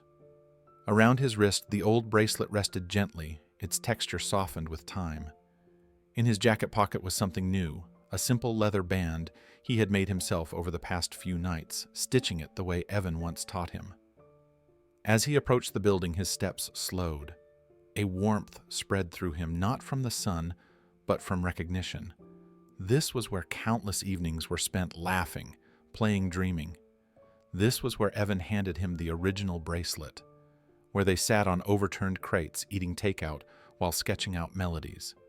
Where Evan on better days talked about the future as if it was something he could reach. Keanu slipped into the alley beside the building. Over the years, the space had been cleaned up, fresh paint on the walls, new lighting fixtures, no more old pallets stacked in the corner. But the concrete beneath his shoes was the same. The way the light hit the brick was the same, and the quiet stillness of the space felt untouched. He set down the bass case, opened it slowly, and lifted the instrument onto his lap. For a moment, he just sat there, breathing in the air of a place that had once held so much of their shared world. The evening sun cast a golden stripe across the alley, warming the side of his face. He rested his fingers gently on the strings, letting them settle into familiar positions, almost by instinct. Then, with a soft, steady motion, he played the first note of Evan's riff. The sound was gentle, almost fragile, but it carried through the alley in a way that made the moment feel suspended in time. The melody unfolded slow and thoughtful, each note blending into the next like a soft exhale. Keanu wasn't performing, he wasn't rehearsing, he was remembering. As he played, he felt the years collapse inward, bringing the memory of Evan's voice, Evan's laugh, Evan's hands on a bass, guiding him through the very notes he was now honoring. A warmth stirred in his chest, something bittersweet, something healing. When the last note faded into the quiet, Keanu closed his eyes and spoke softly into the air. "I hope you heard it, brother." The wind shifted gently, brushing against his cheek, as if responding. For a moment, it felt like Evan was right there beside him. Keanu opened his eyes slowly, letting the silence settle around him. The alley felt different now, as if the air itself held the memory of the music. Nothing dramatic happened, no sudden lights, no mystical signs, but there was a gentle shift in the atmosphere, a softness that wrapped around him like a quiet acknowledgement. The kind of moment that didn't need to be explained, only felt. He set the bass aside carefully and reached into his jacket pocket. His fingers closed around the new bracelet he had made, the one he had spent several nights stitching with deliberate care. The leather was fresh, the knots tight, but the design mirrored the original bracelet Evan had given him years ago. Same width, same texture, same quiet symbolism. Keanu turned it over in his hand, feeling the weight of what it represented. It wasn't meant to replace the original. It wasn't meant to erase the past. It was meant to continue it, to carry forward what Evan had started, to honor someone whose influence had never faded even when the world didn't know his name. He stood up slowly and walked toward the brick wall where they used to sit during breaks, sharing ideas and passing a single bottle of cheap soda between them. The wall had been repainted, but beneath the new coat, Keanu could still sense where they once leaned their backs, where Evan tapped rhythms with his fingertips, where laughter echoed on hot summer nights. Kneeling down, Keanu placed the new bracelet at the base of the wall. He didn't rush. He didn't speak. He simply pressed the leather gently against the brick, letting his hand linger there long enough to feel the cool surface beneath his palm. It was a quiet offering, a symbolic gesture meant not for attention, not for cameras, but for the memory of a friend who had shaped him in ways few ever knew. As he rose, a soft breeze moved through the alley again, lightly stirring the edges of his jacket. It felt like a nod, a quiet acceptance. The sun had dipped lower now, casting long shadows that stretched across the pavement. The warmth of the day was fading, but the moment held its own kind of light. Keanu stepped back, letting his eyes rest on the bracelet one last time. He didn't feel sorrow pressing down on him the way it used to. Instead, he felt something more peaceful, a sense of completion, of release. The grief was still there, but it had softened, reshaped into gratitude. He picked up the bass and closed the case, the motion slow and thoughtful. Before leaving the alley, he paused and took in the scene. The remodeled building, the familiar cracks in the pavement, the quiet presence of the past woven into the present. Then he whispered one final line, almost too soft for the wind to carry. "You're still here." With that, he turned and walked toward the fading light, knowing the moment he left behind would remain. The new bracelet stayed tucked at the base of the wall, a small symbol waiting quietly in the shadows. Not an ending, a continuation. In the months following Keanu's tribute and the global response that followed, something remarkable began to take shape, not just online, not just in conversations, but in the world of music itself. Dogstar, newly reunited and creatively re-energized, began working on a new album. Their sessions were filled with a sense of renewal purpose and emotional clarity none of them had felt in years. And at the heart of this creative resurgence was one melody, Evan's riff. It started with a simple suggestion from one of the band members during an early writing session. "What if we included that intro in one of the tracks?" he asked, not just as a nod, but as part of the song. Keanu paused, fingers resting lightly on the strings of his bass. The idea settled in him like a warm current. It felt right, not forced, not symbolic for the sake of symbolism, but honest, something that honored not only the memory of Evan, but the emotional truth behind the reunion itself. Over several sessions, the band crafted a new song, one that blended their signature sound with the haunting beauty of Evan's original riff. The melody threaded itself through the track, appearing in soft waves during the intro, rising again at key emotional points, and finally anchoring the outro in a reflective, lingering echo. Every time they played it, the room shifted into a deeper stillness. Even the sound engineers felt it. When the song was finished, they chose it as the final track on the album. It closed the record like a soft whisper carried through the dark, tying together themes of return, memory, and rebirth. The band discussed what to title it, offering possibilities ranging from poetic to abstract, but the choice became clear when Keanu quietly suggested, "Let's call it For Evan." No one argued. And so, when the album was finally completed, packaged, and prepared for release, the dedication at the bottom of the liner notes read, "For Evan, whose music lives on." The world responded with an emotional tremor. Fans who had followed the viral story immediately recognized the significance. New listeners unaware of the deeper history found themselves drawn to the track's emotional depth and haunting beauty. Reviews called it a soulful closing chapter, the heart of the album, and a piece that feels alive with memory. But the legacy didn't stop with listeners. Music teachers began using the piece in classrooms. They played the riff for students when teaching emotional phrasing, explaining how music can carry stories far beyond words. Some instructors encouraged students to create their own tribute riffs, inspired by the idea that even the quietest melodies deserve a place in the world. Soon, Evan's once unheard melody spread across continents. Young musicians recorded covers, jazz players reinterpreted it, orchestras wove it into warm, string-filled arrangements. Street performers played it on sidewalks while fans whispered the story to strangers who stopped to listen.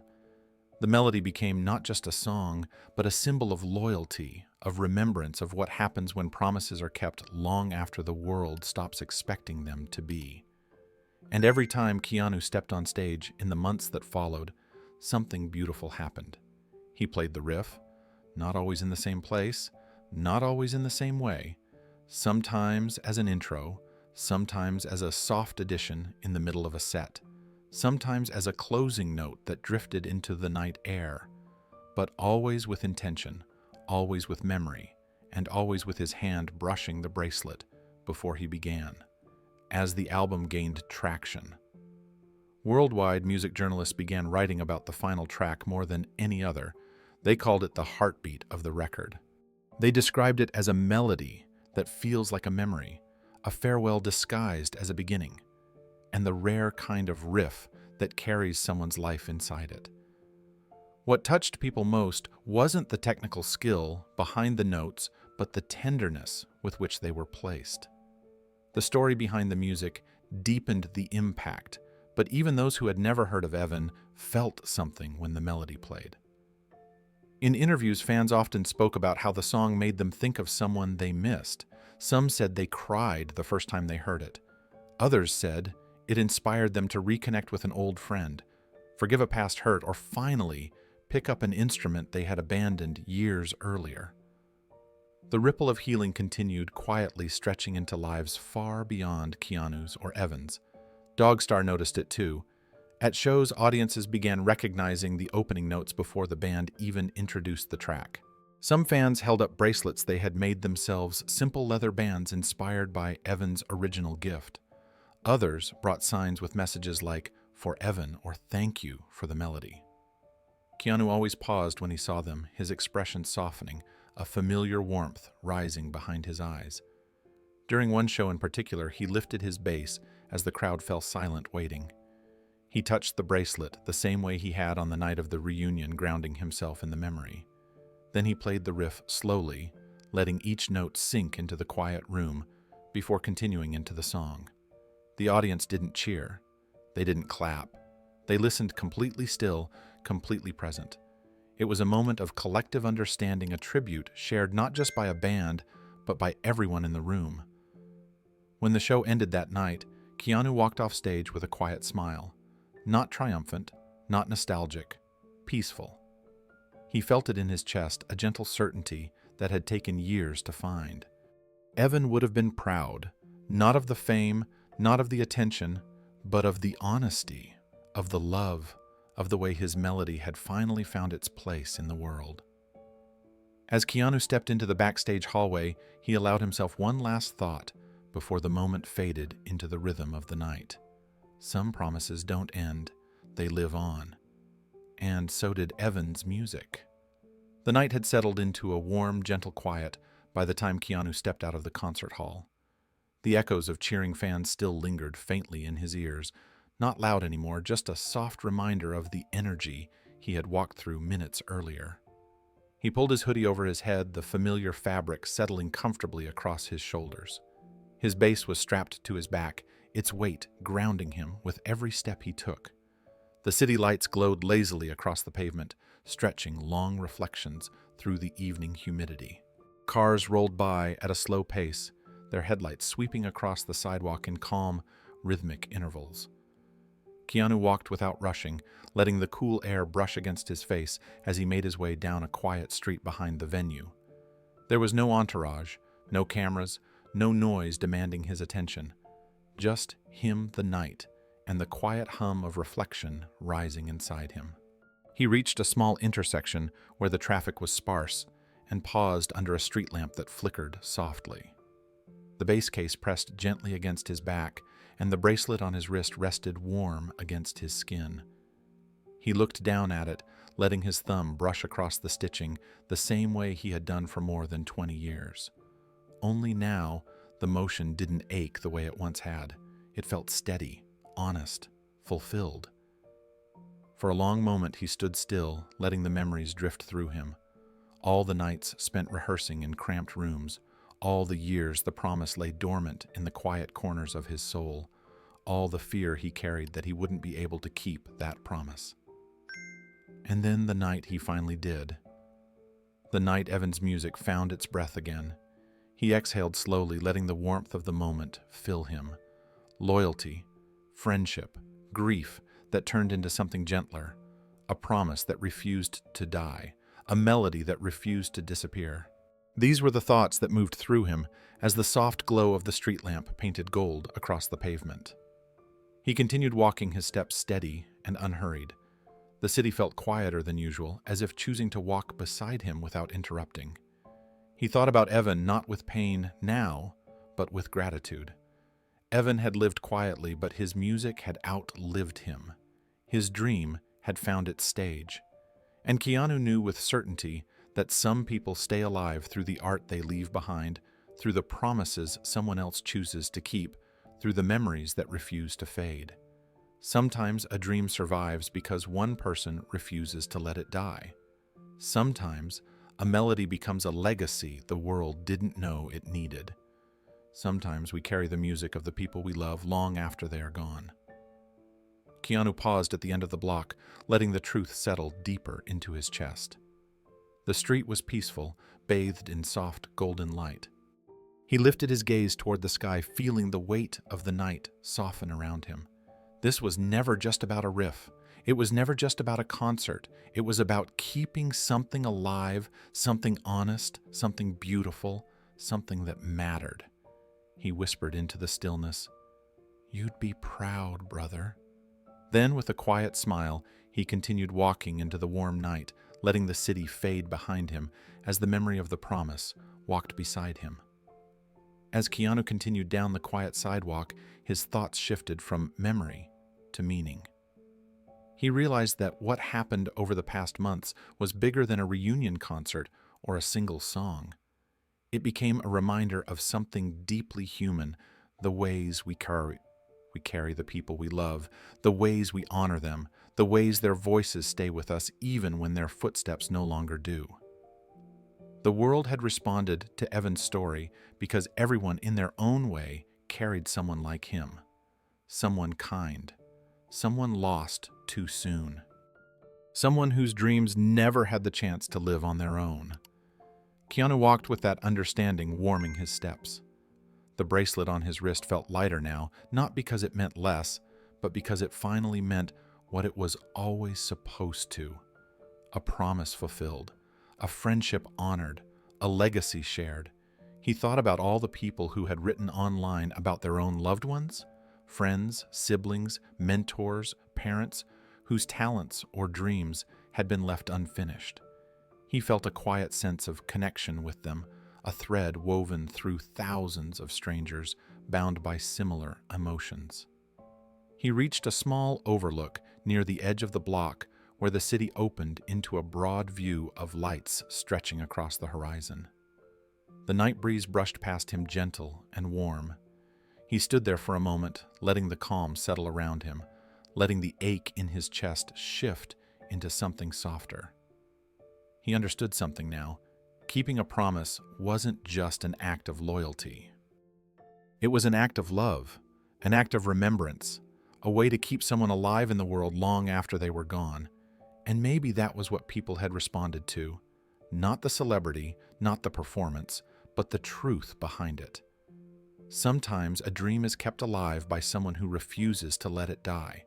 Sometimes a melody outlives the musician, and sometimes the greatest tributes are the ones shared quietly without expecting anything in return. Keanu adjusted the strap of his bass and began walking again, ready to head home. The night felt peaceful, healed complete in a way he had not felt for many years. As he turned the corner, the warm glow of the streetlights wrapped around him like a final bow on the journey he had taken. Before the scene closes, we invite you, the viewer, to reflect with him. Have you ever kept a promise for someone who's no longer here? A dream they hoped you'd continue, a melody they never got to play. And now, as we end this story of loyalty music and quiet devotion, we ask you one more question. What story about Keanu Reeves should we tell next? Your voice guides the journey. Your stories shape the future.